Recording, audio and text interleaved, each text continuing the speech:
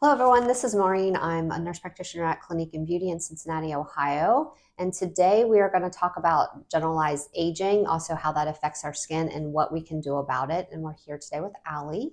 Hello, everyone. I'm Ali. I'm an esthetician here at Clinique and Beauty, and we're going to talk all things aging, skincare. So listen up, take notes, and we're excited.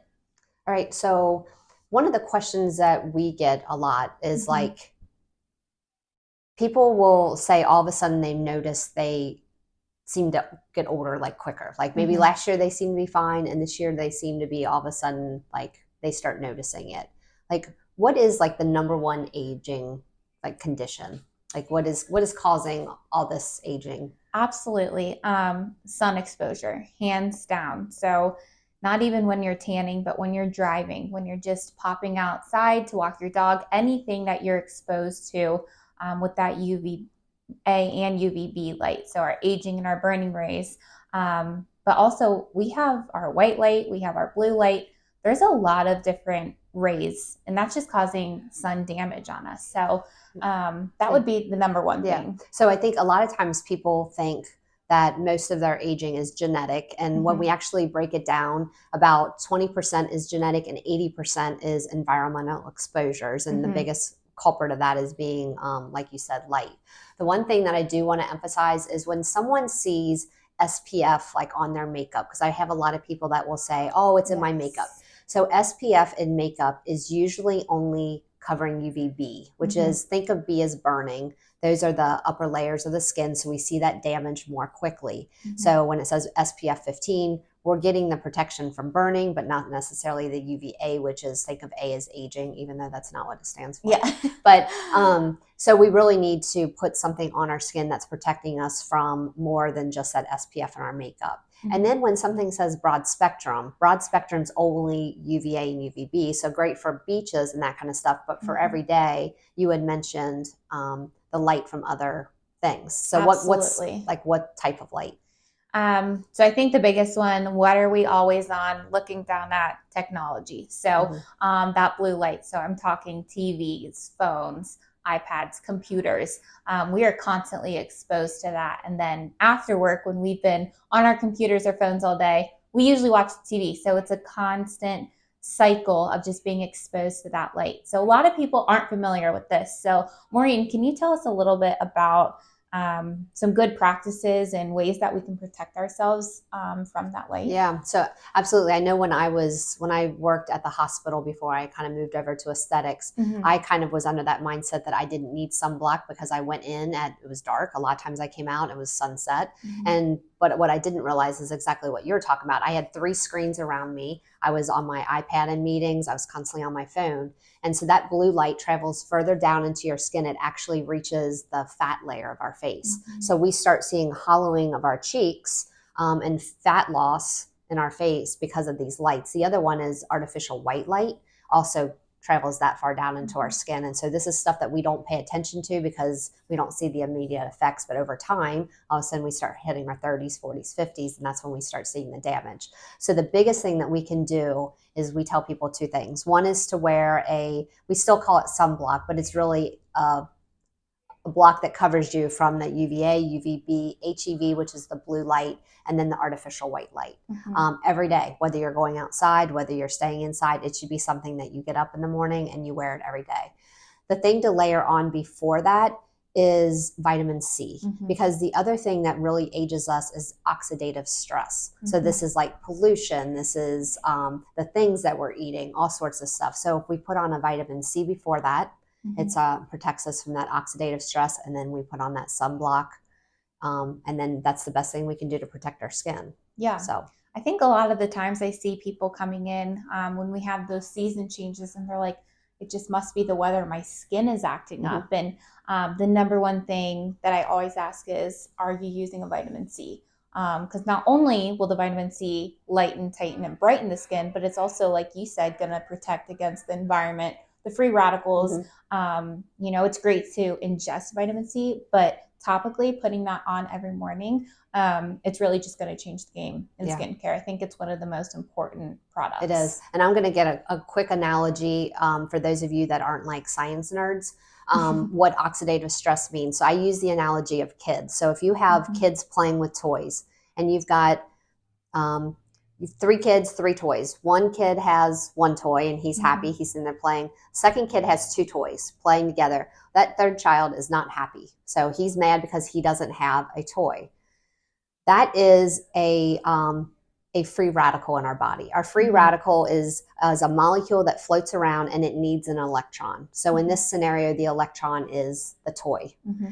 And so once the child gets the toy, they're all happy. So the toy is an antioxidant.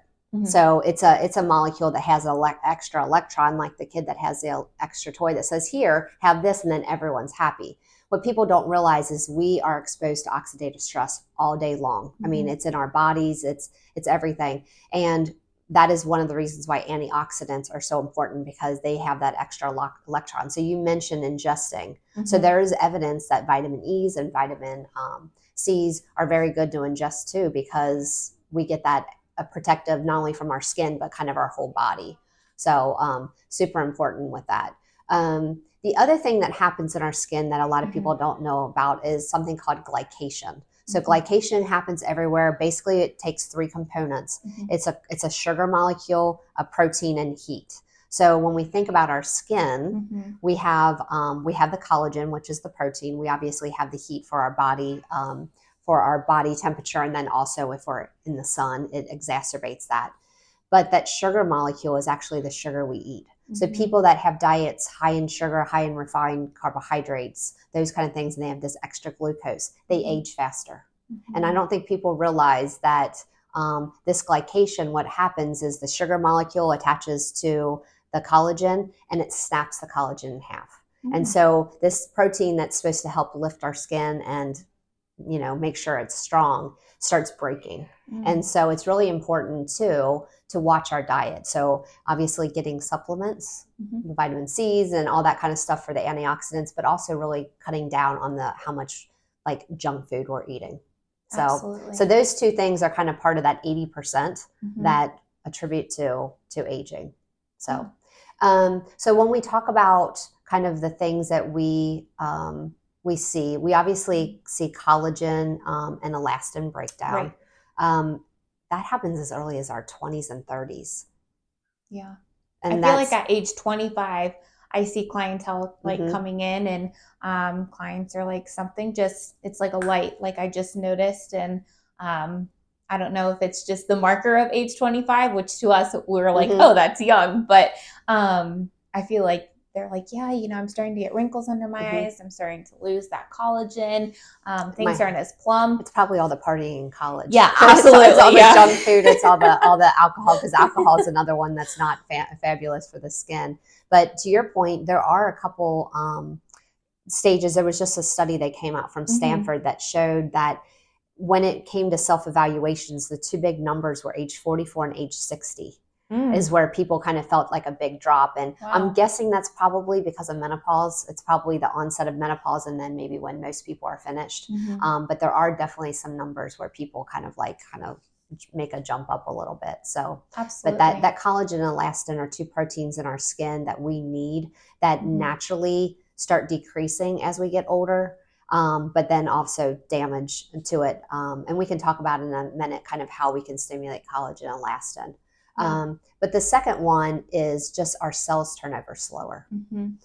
So as we get older, like a baby cuts themselves, like a couple of days later, they're healed. An older person cuts themselves and it might look like that for weeks. And so we use retinols to help turn skin over. So what are your kind of thoughts about like retinols? I love retinols. However, I think it is important to find the right retinol for your skin. So I always say, you know, book a consultation. Talking about products is key, because what a lot of people don't know, you know, I like to say we're pretty good at our job. We love, you know, helping people reach their skincare goals, but truly 80% is on you at home, Mm-hmm. doing the behind the scenes homework, doing that skincare regimen, and really 20% is us. You will definitely get those long-term results and those faster results if you're doing both at home and coming in person. Also, we can kind of create a plan of action to see, do you want to get rid of age spots? Do you want to get rid of wrinkles, texture, pores, all of that kind of stuff. But as far as retinol goes, I have sensitive skin. So I actually use a more sensitive retinol, and I put it on actually every single night. One thing about retinols is you're only going to use them at night. So you're going to use your retinols at night, mm-hmm. and your vitamin C in the morning. Because obviously we want to restore and repair at night.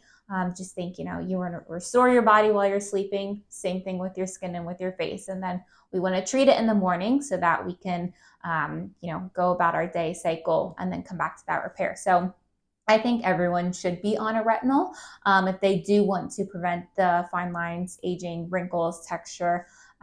Essentially, it's just going to kind of elevate that skin. So what do you see most people coming in if they're not on a retinol? What are the three main things that they kind of say? Maureen, my face is, what should I do? I think a lot of times people come in and they say what you said, I just mm-hmm. feel older, and they mm-hmm. can't necessarily like pinpoint it. Mm-hmm. And that's one of the things that we do when we do consults with them is kind of look at, we do something called a Visia, where we can actually look at your skin underneath the surface and kind of see what's going on to see if those browns are, kind of, is it melasma mm-hmm. or is it sun damage?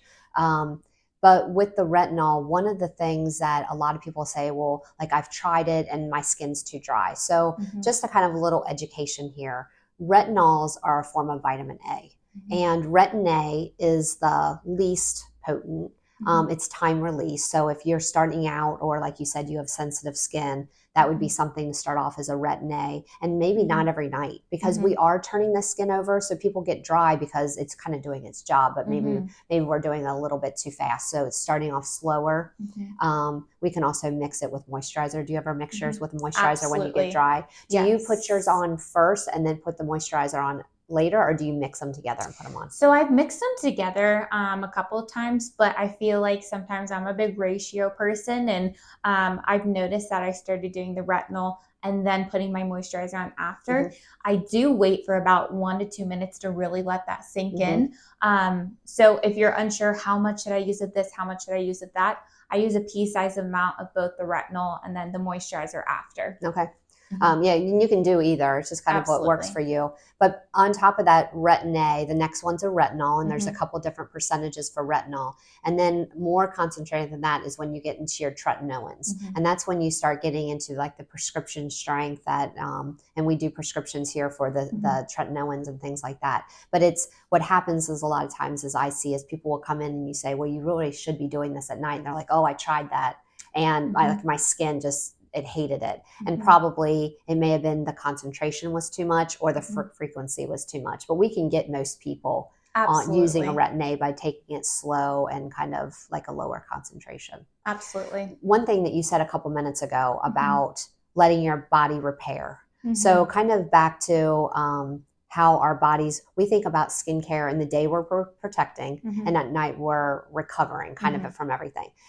That is why sleep is so important. So I'm going to go back to my baby analogy. So if you have toddlers at home or little kids, you remember they make the house a mess. So all day long, you're going around cleaning the kitchen, and all of a sudden you go in the family room, you come back, the kitchen's dirty, and you're doing it the whole day. So at night when they finally go to bed, you're like, finally, we can clean and get everything organized. That's what our body does when we sleep. Our body's like, finally, she's not running around. She's not on the computer. She's not answering questions. She's sleeping.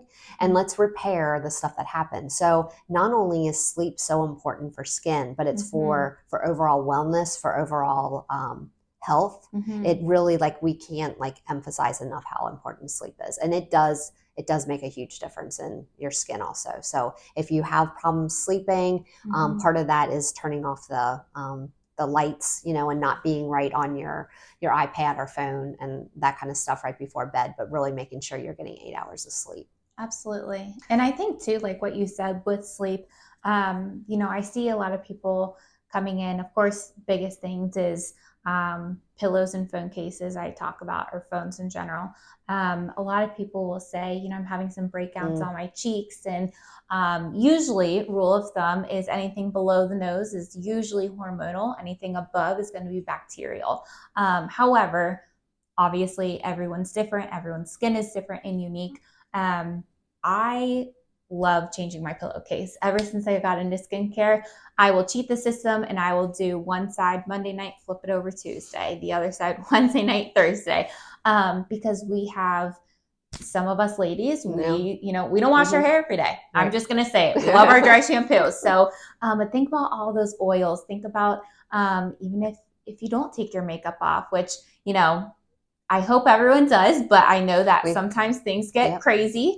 But just think about all that bacteria that's kind of festing in on that pillowcase or on your cell phone, letting your kids play with it. So just making sure that you're taking care of that sleep and having a good sleep so your skin can rejuvenate. The other thing that's really important, and I haven't talked to you much about this, but one of the things that's really important is hydration. Absolutely. So it's hydration of the skin, it's hydration of our body. So making sure that you drink enough. So I'll say water, but water counts as long as it's non-sugar, non-carbonated. So if you're drinking tea, even coffee, as long as it's caffeine free. But you want half your body weight in ounces. So that means someone that's 100 pounds, you should be drinking about 50 ounces of water. The other thing that's important is to put some electrolytes in that, or you can just squeeze a lemon, something like that, because otherwise we may not have the right amount of electrolytes to actually get into the cell. So you put it in one end and you're going to the bathroom all day. But that is amazing. I've seen what people can do with their skin just by drinking water. So like plumping the skin, but also getting rid of the toxins, helping your skin just kind of replenish. But if water isn't enough and people are still feeling dry, what could we do? Like, is there any product that you recommend or anything like that? Absolutely. I'm a big fan of hyaluronic acid. So hyaluronic acid, we have a couple of different types that we do sell here. You can look at our website as well. But I actually have been using a specific one that we do carry in store. I like to try out a little bit of everything, but I'm using the HA5 by Skin Medica right now.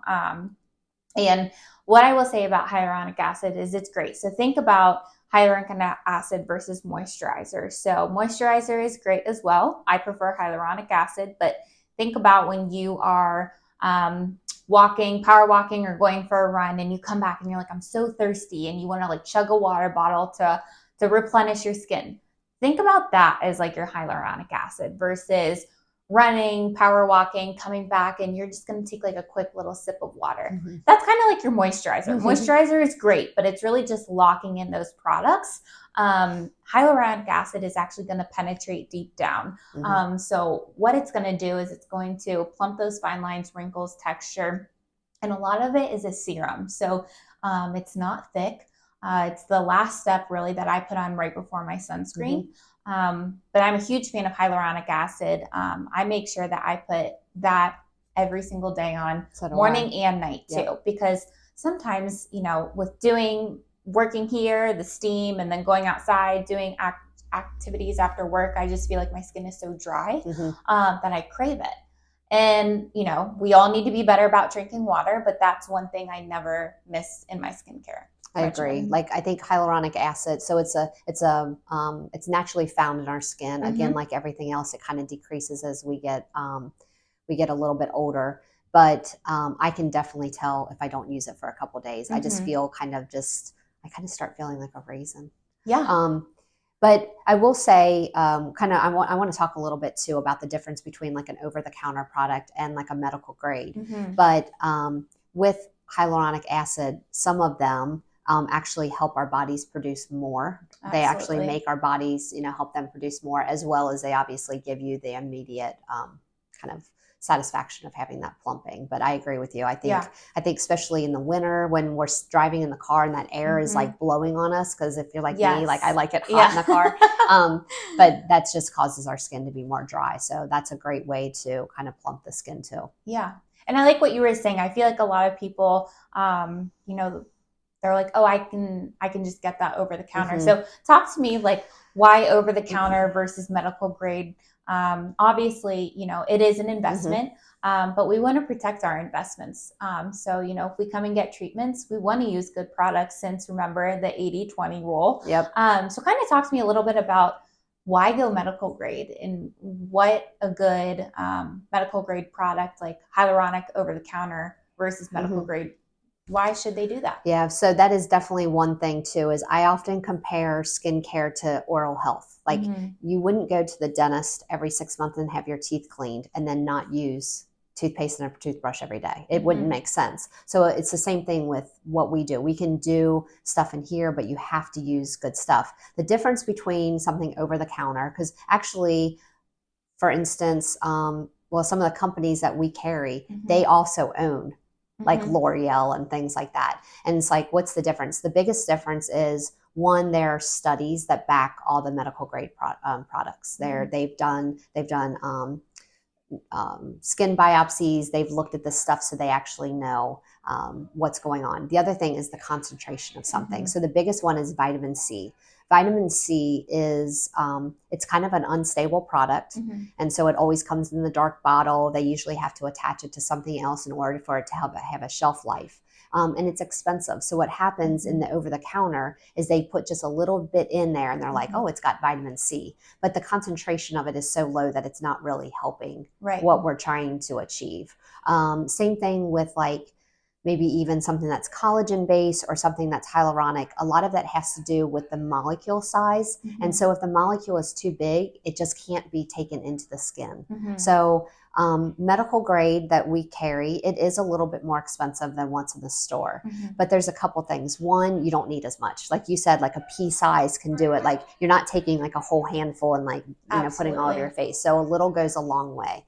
The other thing is, how many times do you stand in the grocery store? I know I did this before I was in skincare, and you look at this product and you're like, okay, what's the difference between that one and that one? Well, this one looks nice. It's got a nice bottle, and you grab something. Whereas if you come in and talk to us, we are going to talk to you about, is your skin oily? Is it combination? Is it dry? Do you have breakouts? So there's different things, because I know there's a lot of people that you buy the stuff, you get it home, you might wear it for a little bit. Somehow it wanders underneath your sink and you might find it 5 years later, like brown. And so you spend a lot of money on products that ultimately you don't use. So I think medical grade, it's, obviously it's higher quality. You need less of it, but we can customize it for people so that they're using what's best for them. Absolutely. Instead of just kind of guessing. So those are kind of the things I can think of, right off the bat. And I feel like too, if you're kind of like, like for example, my sister, she's like, I have kids, so I don't really have time for a huge, extensive skincare routine. And I'm like, me being an esthetician, I'm like, yeah, I probably have like 10 products on my counter. But I probably really, in reality, use 4 every single morning, and then like 4 or 5 every night, which, I just go down the line and it all works for me. But that's something where you can like come in and we can actually talk to you. Of course, what are your goals? But we don't have to start you out with a huge regimen. I mean, that's just the average human. We're all busy. Life happens. So what do you think are like the top 3 products? You can give me 4 if you want, for an evening, or interchange them. But what do you think is the most important for people to be using? So definitely. So no matter how old you are, no matter what kind of skin you have, everyone should be on a vitamin C, sunblock, and probably a moisturizer. I should say moisturizer, then sunblock. Yeah. Those are the 3 things that I feel like if that's all you want to do, you're like probably getting yourself mostly there. And then at night, definitely something that can recover. So if it's a retinol base, or there are some glycolic products that are nice and things like that. Because if you are pregnant or nursing, you don't want to be taking a retinol. So we do have some other ones that are just as nice, but you do have to protect yourself, because if 80% of the damage is coming from the environment, putting those 2-3 products on are going to give you the most bang for your buck. Absolutely. So, and I know they're probably curious too. Moisturizer, you can do hyaluronic acid as well. and I do. Yeah. Sometimes I'll, you can mix them. Sometimes I'll just do hyaluronic acid, or if I know that my skin's super dry in the winter, I will go towards a moisturizer. It just depends kind of what I need to do to tend to my skin. So you usually in the morning only use one or the other? Correct. Okay. So usually I am only hyaluronic acid morning and night as of right now in the summer because, it's hot, we're sweating, you're wearing makeup and everything. And then in the winter, I will usually do hyaluronic acid. And then in the evenings, my skin feels really dry after washing it. We all are cold, so we use hot water, which isn't the best for the skin. But I will throw in a little moisturizer as well if I feel like I need that extra just layer of protection. So now with my skin being, I guess I'm in the category of mature skin, no. which stinks, but I use my vitamin C, then I use hyaluronic acid, then I use a moisturizer. Yeah. Then I use my skin because my skin is dry. But absolutely. But I find that if I do that, even if you do wear makeup, you don't get the creases and things like that because if you're wearing makeup sometimes and it gets in the creases, you look even older than you did before you put the makeup on. So absolutely. Well, I know, Kaylin, how are we doing on time? We've been going for 30 minutes. Oh, we're kind of chatty. Okay, gosh. so let's just quickly we talked about some of the things that age us or things that we see are decreased collagen production and then the cell turnover. So what are some of the things that you do? This is actually your room here. That we can help either help the body make more collagen or with just skin turnover. Absolutely. I am a huge fan and advocate for dermaplanes. So dermaplanes, obviously you'll see us, we are using a blade and we are taking that peach fuzz, dead skin buildup pretty much off of your skin. And we're doing it in a way that is medical grade. So it's not the over-the-counter razors, which, those have to be changed out and everything, carry bacteria. Dermaplaning is great because it's going to really have a deep exfoliation in that skin. I also love chemical peels. Huge fan of chemical peels. I know sometimes that word scares people. Yes, I was about to say, I know when I say chemical, people are like, oh, I don't know about that. We have all different types of chemical peels. So, we have a glycolic, great for pigment, great for corrective. We have a lactic, which is great for all skin types. Honestly, if you're sensitive skin, like me, I use a lactic. I love it. It gives you good hydration. And then we also have a salicylic. So if you're like, I've been struggling with acne, or I just really want a good peel, salicylic. We usually have you come in and we'll take a look at your skin. Chemical peels are great though because fine lines, textures, pore size, wrinkles, and we sometimes will pair them together. So we'll do a dermaplane and a chemical peel to really make sure that that chemical peel is penetrating down from the epidermis to the dermis. So, and that's what it does for people too. With when you get that dermaplane and you get that stuff off the end, the products are able to penetrate deeper too. Absolutely. So it's it makes what you're doing at home even more effective. Yes. How often, if you're doing kind of one of the peels that you just mentioned, the lactic and the glycolic and salicylic, how often should people do those? Because I know a lot of people kind of like, they're like, well, how often? It's like, we never stop aging. Right.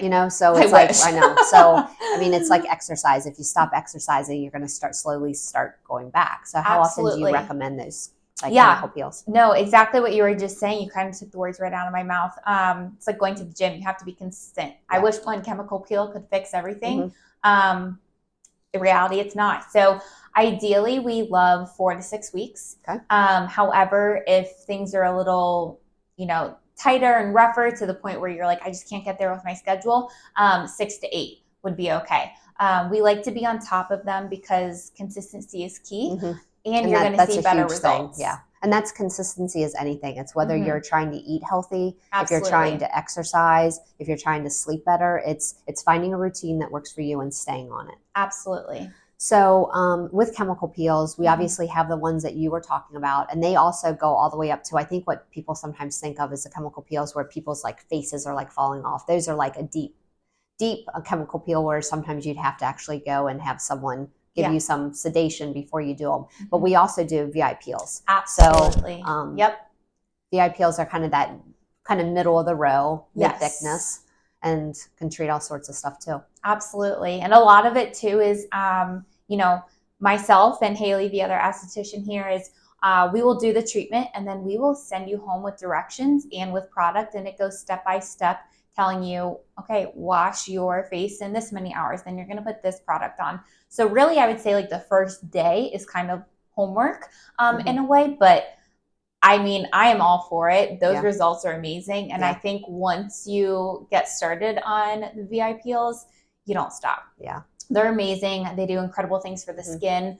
And we also do the neck when we do those. We put the product down on those type peels. Yes, because obviously, you know, we have the tech neck. We're that aging.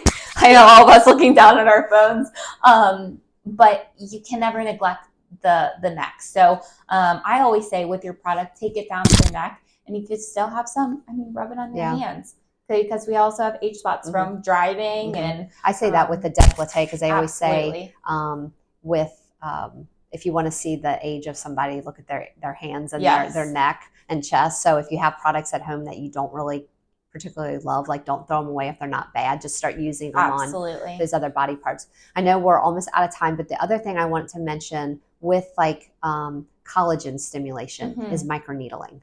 Yes. Microneedling is considered a fractional treatment. A fractional treatment is anything that's putting little channels. So we're using little teeny tiny needles on an instrument that make the channels. But it's really about kind of causing a little micro damage in the skin so that your skin grows back healthier, thicker, all that kind of fun stuff. Yeah. And again, helping with the fine lines, textures, wrinkles, pores. Pores are huge, especially in our T-zone. I see a lot of people will focus in on the cheeks. And then once you get the first one done, we usually say, if you can come in consistently, I say the first one you can see a little bit, second one you can see just a little bit more improvement, and by the third one you definitely should see improvement. But making sure when you space them out from that 6 to 8 weeks, you are coming on those 6 to 8 weeks, because that's when you're going to see the most results. But microneedling is fabulous. Even acneic scars. We've seen a lot of good scars. A lot of things that you can do to help kind of alleviate those marks and stuff. Microneedling is an amazing thing that we do here. Yeah, so. And I know we've done microneedling too on people's scars. People that have either had C-sections or they've had some kind of abdominal surgery, or if they've had other even something things taken off from the dermatologist that they're just like, I'm a little I've seen self-conscious some of the Mohs procedures. So microneedling here, we have the skin pen, which is FDA approved device, and that one's kind of the one that people think of as kind of just that kind of penetration to stimulate collagen, elastin, things like that. But we also have microneedling that has radio frequency in it, which radio frequency is fantastic for tightening skin. If we use it on the body and use a slightly different setting, we can even melt fat. So there's lots of things that we can do. We should tell them you are numb for this. Oh, yes. Yes, we do numb people for microneedling. But two great, microneedling. I know we talked about like collagen decreases as we get older and cellular turnover. So just to let people know that we do have kind of services that address the most common types of aging that we see. Absolutely. So, all right. Well, I think you can tell we're passionate about this because we just talked for an extra 20 minutes or so. But if you have any questions, you're more than welcome to schedule a consult with myself or Ali or Haley, and we could go over your specific needs. So I guess that's it. Yeah. All right. Perfect. Thank you. Thank you.